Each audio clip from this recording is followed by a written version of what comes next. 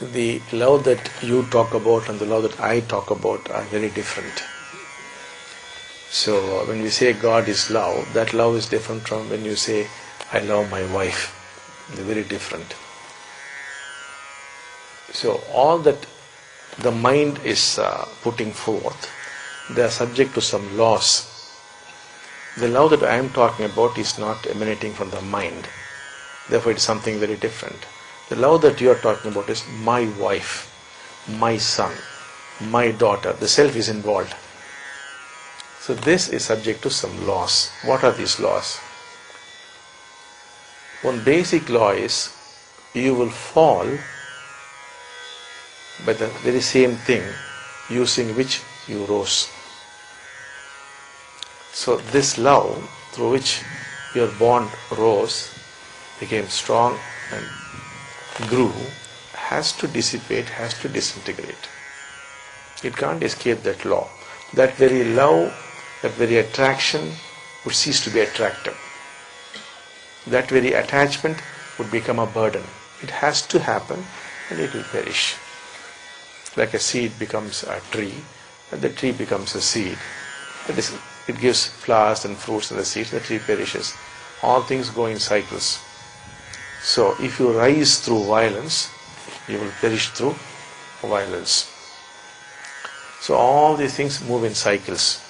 So when you are attracted to a woman, that kind of attraction which is attachment, possession, making use of people, that's what is the love that you are talking about. So it goes on, and as it flowers, then naturally it must perish. So it's all perfect.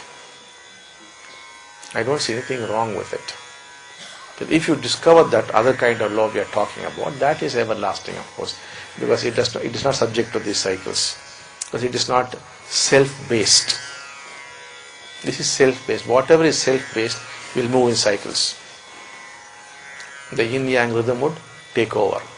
So it will go round and round. So that's why when people come and tell me, we were once in love, now we are not in love, I'll just ask them how many years, 2 years, 4 years, 7 years. Mostly it will be 2, 4, 7, it will be over. So it is no surprise. Of course we can do some kind of damage control.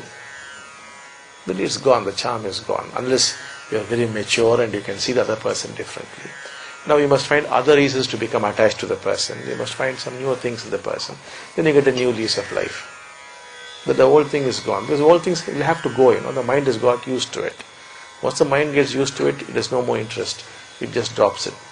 It needs continuous becoming, continuous challenges. Only then it can survive. Otherwise it cannot survive. That is the nature of the mind, and that nature has not changed for the last 2 million years. Exactly the same. Continuous becoming has to be there.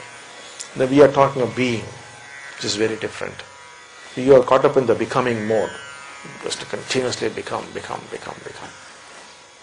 So you must be very adept at changing that. Now you love your wife because she is young and beautiful. Now you love her because she is wise.